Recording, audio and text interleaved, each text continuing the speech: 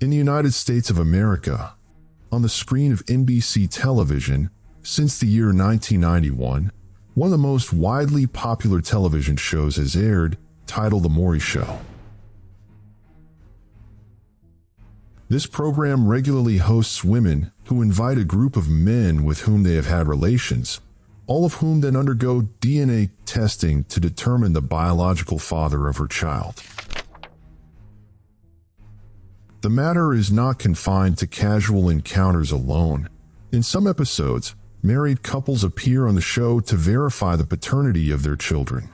The results, more often than not, deny the assumed paternity and publicly expose the wife's infidelity, all amid roaring applause and shrieking from the audience, evoking scenes of barbarity reminiscent of the ancient Roman arenas, with a crowd reveled in spectacles devoid of any genuine joy.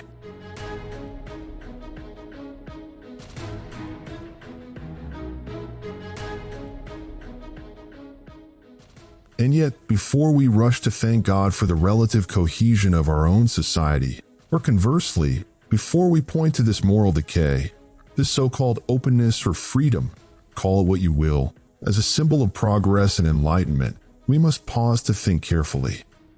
The story is far from superficial or one-dimensional as it may initially appear. It possesses a deeper, far more perilous dimension.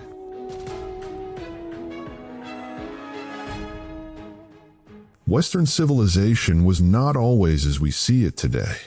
The current moral decline and erosion of values are not spontaneous phenomena, nor the mere byproduct of the Western world's rebellion against tradition, law, and custom. Rather, they were preceded by decades of calculated groundwork. Professor Faramerz Dabhoiwala, an esteemed scholar of social and cultural history at Princeton University, explains that until the 16th century, Western society regarded sexual relations outside the bonds of marriage as a crime punishable by law. He cited a notable incident in England in the year 1612, in which a man and woman were convicted of fornication. The court sentenced them to public exile. They were bound to the rear of a cart and paraded through the city streets, flogged by a man walking behind them, as they were pelted with stones and mocked by onlookers, a public spectacle meant to shame and deter. This case was but one among tens of thousands, perhaps hundreds of thousands of similar instances. Such punishments were enshrined in the law of the land and were common throughout the Christian world, accepted by society without objection. Those found guilty of adultery were flogged, imprisoned, or even executed in severe cases. In that era, the Western world understood well that unlawful sexual conduct posed serious dangers to society at large. The spread of social chaos, the proliferation of disease, the breakdown of families, and above all, the incitement of divine wrath. That wrath, as recounted in the Bible, did not merely punish the individual offenders but brought destruction upon entire communities, as seen in the story of Sodom and Gomorrah found in the book of Genesis, the same people known as the people of Lot, also mentioned in the Quran.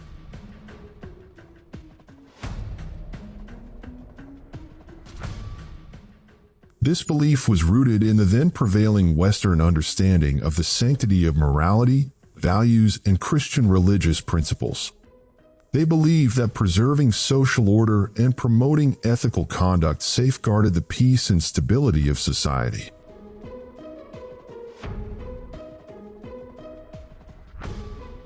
People in the old Western world were able to distinguish between right and wrong, even independent of the teachings of the church or the scriptures.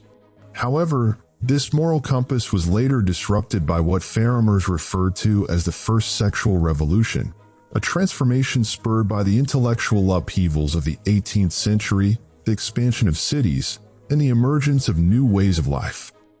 This revolution was underpinned by a philosophical rebellion against religion and its constraints, a call to free oneself from the fear of God and his retribution. Consequently, societal, cultural, and moral norms underwent profound change. People's perspectives on values and principles once anchored in religion were altered, as were their thoughts on sex and personal relationships. They cast off the traditional restrictions imposed by religious teachings. This era became known as the Age of Enlightenment, founded upon a philosophical, atheistic notion still embraced by many today, that God created the universe but no longer governs it. He merely observes from afar, detached from the affairs of the world and the lives of mankind.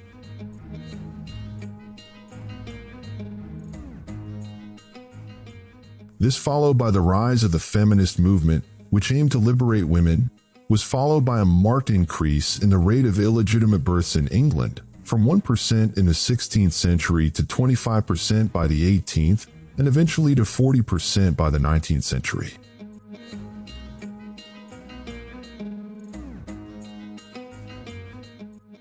This escalation occurred despite the introduction and spread of the condom since the year 1870, according to the biopsychologist Nigel Barber. In ancient Western societies, laws criminalized adultery, with punishments that, at times, extended to execution. This was rooted in humanity's innate aversion to such behaviors, and believers of nearly all faiths understood that a society rife with extramarital relationships, let alone homosexual practices, was one destined for collapse.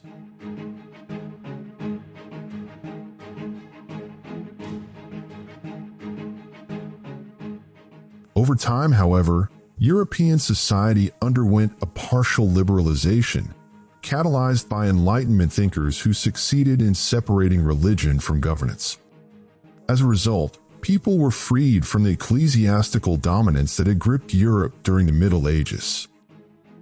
The Church even sanctioned regulated prostitution as a means of curbing vice, regarding it as a necessary evil, an unavoidable reality whose suppression might yield even graver consequences. St. Thomas Aquinas, the austere theologian, once proclaimed, "If you suppress prostitution, lust will overthrow society." Nevertheless, with the advent of the Victorian era in 1837, Queen Victoria waged a campaign against all forms of illicit relations. Modesty in women became emblematic of their social standing. Prostitutes were distinguishable from virtuous women and those of the upper classes by their attire. A woman of aristocratic or conservative background typically wore a long-sleeved dress with a wide skirt, layered with undershirts and topped with an outer garment of wool or fur. Her outfit would be completed by variously styled hats, shawls covering the head and shoulders, and a neckpiece for modesty. Exposure of the neck and upper chest was widely perceived as a sign of involvement in prostitution. This cultural ethos persisted into the early 20th century. A historical recording from the year 1900 in Manchester City, England, illustrates women's attire from that period, even after the first sexual revolution.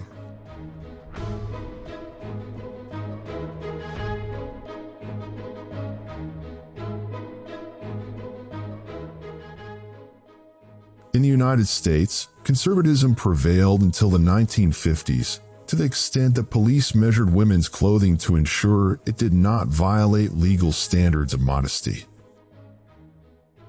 Yes, it may seem astonishing now, but this was indeed the America that existed before the financial elite, described here as devils, took over and commodified everything, including the female body, under the banners of freedom and openness.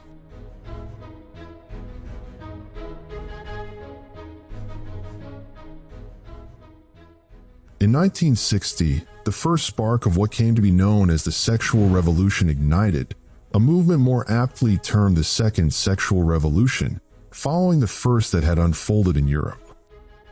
This revolution was grounded in the philosophies of Enlightenment thinkers, particularly the renowned Jewish physician and founder of psychoanalysis Sigmund Freud, and the psychiatrist and psychologist Wilhelm Reich, among others.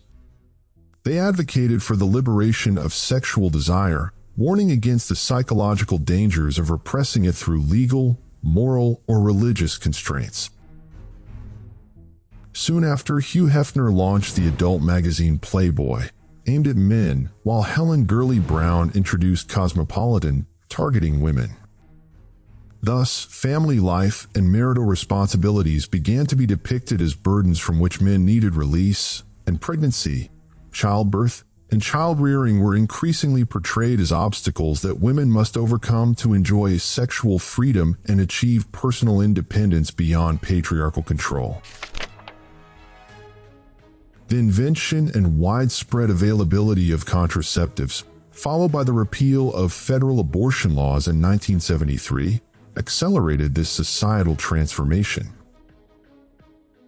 In this manner, traditional religious and familial values were gradually dismantled under the pretense of female emancipation.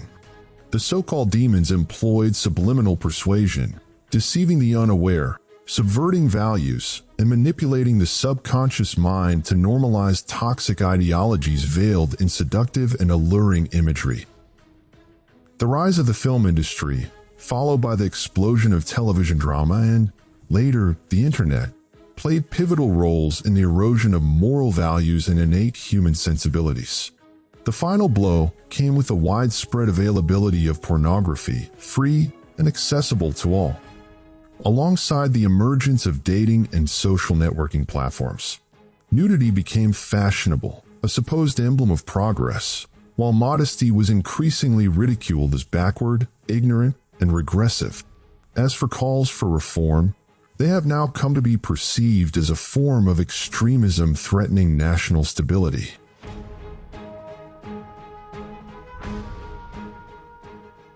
By the 1970s, the hippie culture, founded by the American poet Allen Ginsberg, had become a sweeping phenomenon across the United States and Europe. Youth found in the rejection of traditional values and morals, and in the pursuit of unrestrained sex and drug use, a means of rebelling against society and its conventions.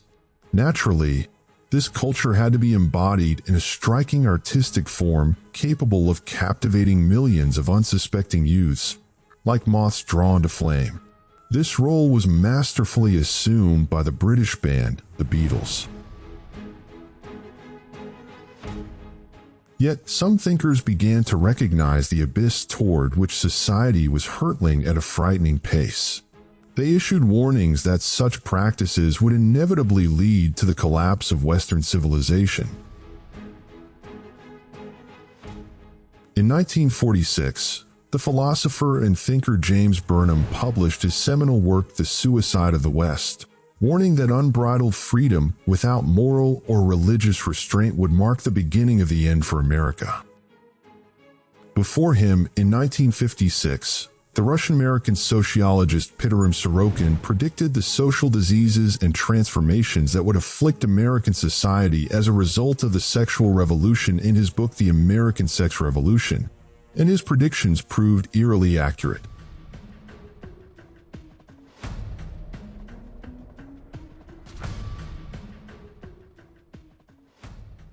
Other intellectuals later retracted their previous beliefs as the tragic consequences of their ideologies began to unfold. Among them was the American writer and feminist activist Betty Friedan, author of The Feminine Mystique, 1963, which had linked women's unhappiness to their confinement within the roles of mother and homemaker. However, in 1981, Friedan published The Second Stage, in which she reevaluated her earlier positions after conducting interviews with working women who admitted they had not found happiness. Many stated that professional success had cost them the chance to find a life partner and start a family.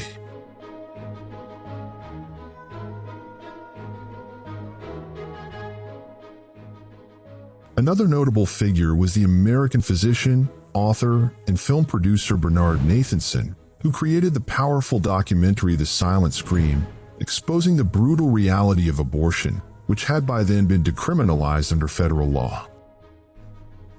Nathanson enlisted a young physician to film an actual abortion procedure. He noted that this was one of 4,000 abortions performed daily in the United States, and that the doctor conducting it had astonishing experience, having performed up to 10,000 such procedures despite his relatively young age.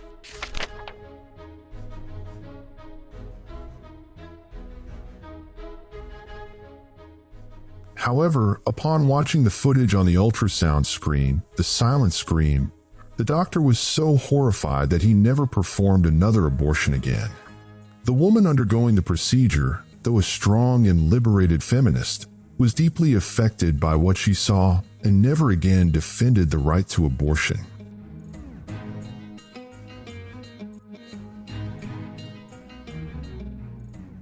Although we have included a link to this film in the video description for the sake of documentation and credibility, we do not recommend watching it due to its graphic brutality. It captures a horrific crime against a human being whose only fault was being the product of moral decay, born of a diabolical revolution. And in the interest of honesty and thoroughness, let us take a step back and investigate the true causes behind the sexual revolution, both the first in Europe and the second in the United States.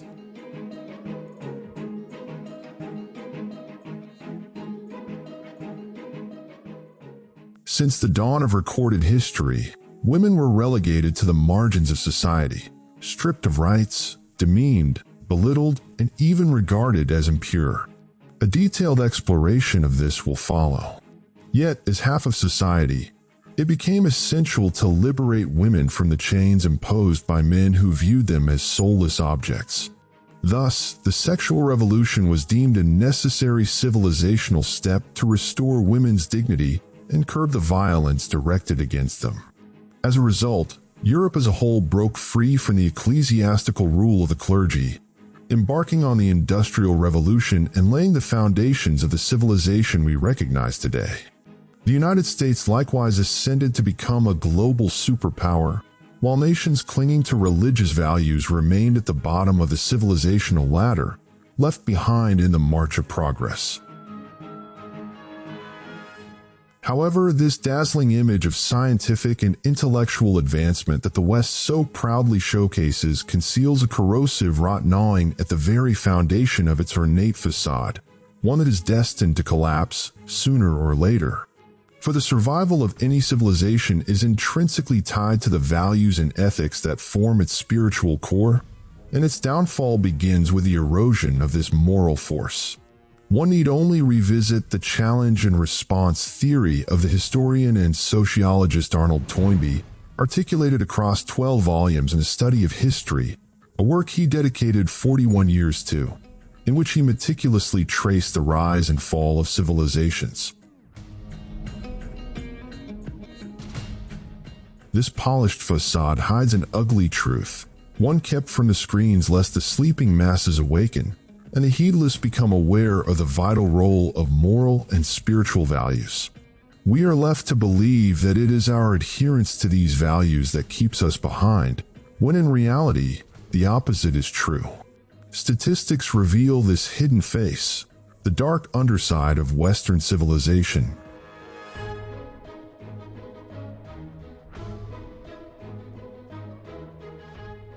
According to the 2017 report by the U.S. National Sexual Violence Resource Center, a person is sexually assaulted in the United States every 98 seconds. In the 2023 report, the rate had risen. Someone is now sexually assaulted every 68 seconds. Furthermore, each year in the U.S. alone, there are approximately 463,634 victims of rape and sexual assault, the majority of whom are between the ages of 12 and 34.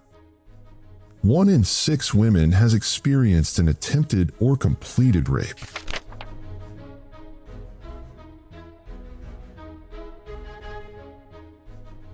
These harrowing figures paint a grim reality and shed light on the epidemic of sexual violence within Western society, an affliction born of the erosion of ethical and spiritual foundations. In the UK, the website Rape Crisis reported that 1 in every 4 women has been subjected to sexual assault. Despite 67,169 cases recorded by the police in 2022, That figure represents only 2% of actual incidents. Most women do not report such crimes. 40% said they felt too ashamed, 38% believed the police would be of no help, and 34% feared the experience would be humiliating. The same study estimated that 6.5 million women in England and Wales have been raped at least once since the age of 16.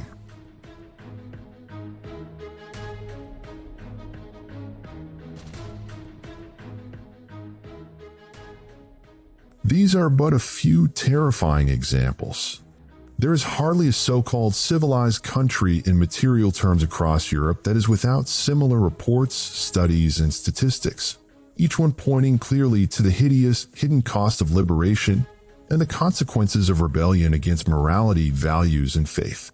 So, did the sexual revolution succeed in eliminating violence against women? On the contrary, it worsened the issue, devalued women, and turned them into easy targets for harassment and rape. Western men, no longer satisfied by conventional relationships, now readily available without boundaries, began to seek pleasure through coercion and assault. This reality was clearly outlined by Lisa Wade in her book American Hookup, The New Culture of Sex on Campus. The term American hookup refers to a cultural phenomenon that favors fleeting, casual encounters over long-term relationships or deep emotional bonds. Furthermore, the Canadian website Sex Assault, which monitors sexual violence cases, published a startling report revealing that half of all sexual offenders were married or in long-term relationships, demonstrating that sexual repression is not the root cause.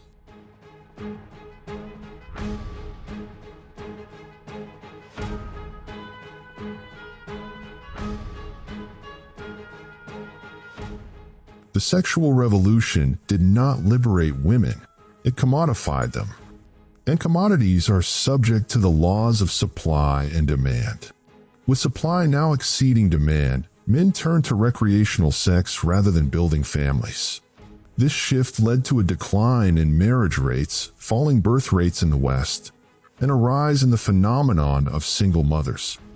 Women, driven by an innate desire for emotional and familial stability, found this aspiration shattered by the revolution, resulting in a surge in psychological disorders among women, especially depression.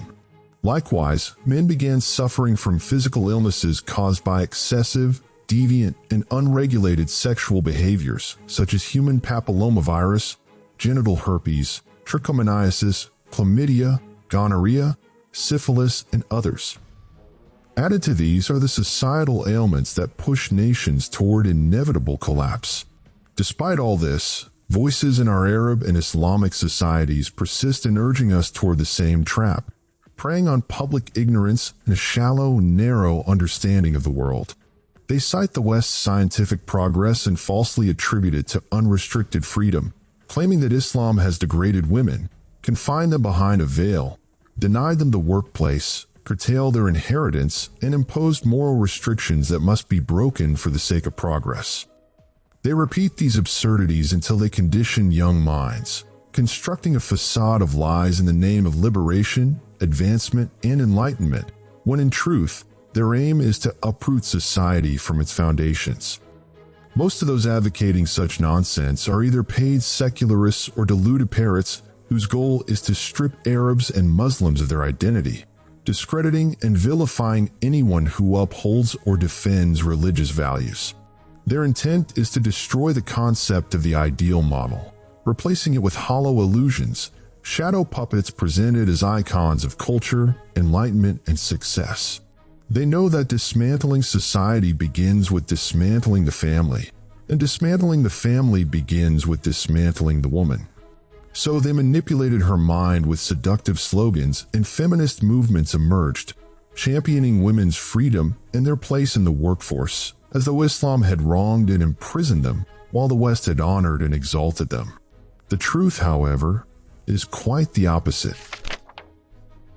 Among the Greeks and ancient Romans, women were seen as evil beings born of the devil. They were described as poisonous trees to be feared. Women were sold or rented out by their men. Aristotle said, "A woman is an incomplete man. Nature has left her at the lowest rung of creation." Socrates said, "Woman is the chief source of crisis in the world." The Romans viewed women as soulless, created solely for pleasure, cheap objects at the disposal of men, whose whims determined their lives and deaths. They even locked their mouths with iron muzzles called muzzle rests. Women had no right to own property, earn money, or inherit from their husbands. The Persians treated women as chattel, buyable, and sellable. Men had the right to imprison or kill them.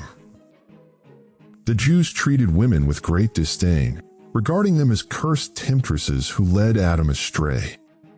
Arab societies in the pre-Islamic era were no better. Women were bought, sold, and denied inheritance. They were a source of shame, leading to the widespread practice of female infanticide, burying baby girls alive. In later ages, Rome declared that women had no soul and were denied the afterlife. Even as late as the 15th century in England, wives were sold in markets. Women were forbidden from reading the Bible, denied citizenship, and not even allowed to own the clothes on their backs. In the year 586, the French convened a conference to deliberate whether women should be considered human beings or otherwise, ultimately concluding that women are indeed human, yet created solely to serve men. Following the French Revolution, women were still denied the right to manage their own finances due to perceived incapacity. Then came the era of liberty, progress, enlightenment, and equality. Did women truly attain freedom?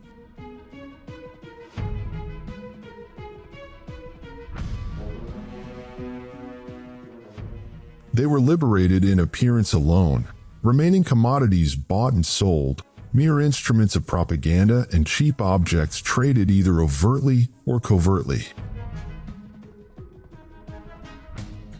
As for Islam, often maligned by detractors and ignoramuses who accuse it of degrading women, it is in fact the sole system that has preserved, honored, and elevated the status of women, safeguarding their dignity within the framework of divine law as set forth in the Quran and Sunnah. The Quran devotes an entire chapter, An-Nisa, the women, to affirm and protect women's rights and to impose severe penalties on their aggressors. The Prophet Muhammad, peace be upon him, stated, "Treat women kindly, for they are entrusted to you."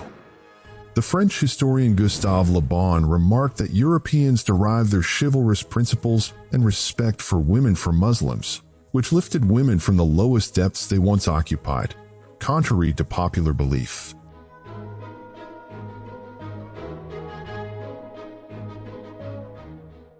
Islam bestowed genuine, not illusory, freedom upon women, guaranteeing their right to life, education, nurturing, and kindness as wives or mothers, alongside rights to own, trade, gift, and bequeath property. It mandated dowries, obliged men to provide maintenance, and enjoined kind treatment, thereby ensuring women dignity, honor, and desirability rather than subjugation. Those who argue that Islam unjustly limits women's inheritance to half that of men are either ignorant or insidious.